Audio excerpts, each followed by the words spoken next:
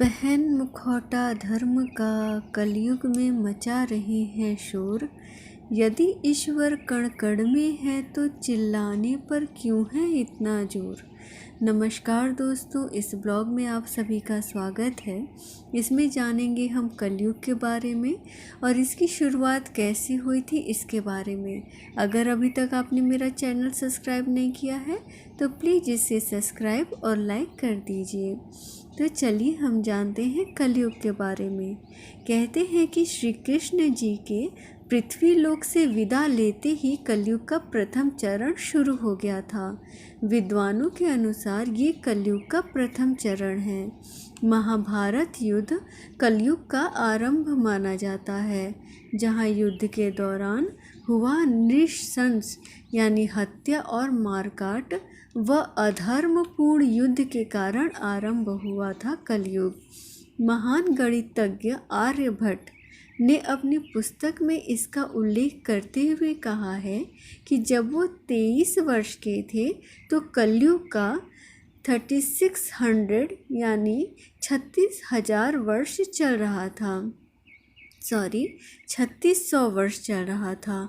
विश्व में सनातन धर्म ही एक ऐसा धर्म है जो दुनिया को ऐसी सीख देता है जिसकी कल्पना भी किसी ने नहीं की थी। कहते हैं कि जब धर्मराज युधिष्ठिर अपना पूरा राज्य राजा परीक्षित को सौंपकर अन्य पांडवों और द्रौपदी सहित हिमालय की ओर निकल गए थे, तब उन्हें स्वयं धर्मजी बैल के रूप में और गाय के रूप में बैठी पृथ्वी देवी से मुलाकात हुई थी।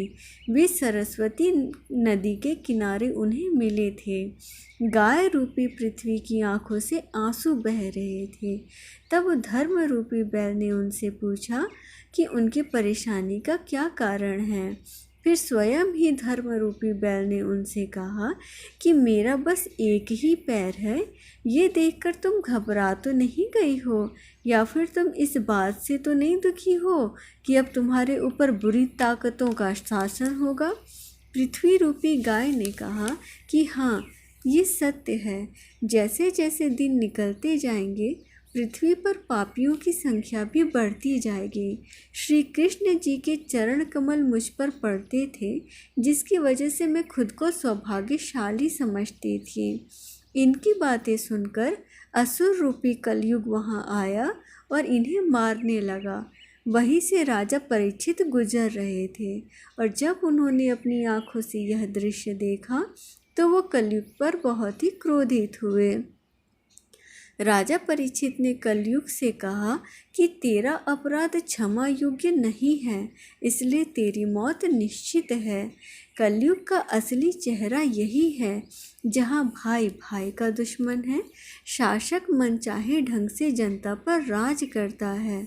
पलायन शुरू हो चुका है। सस्ती चीज़ों के लिए लोग घरों को छोड़ रहे हैं। लालच, झूठ, कपट दिमाग पर हावी हो रहा है।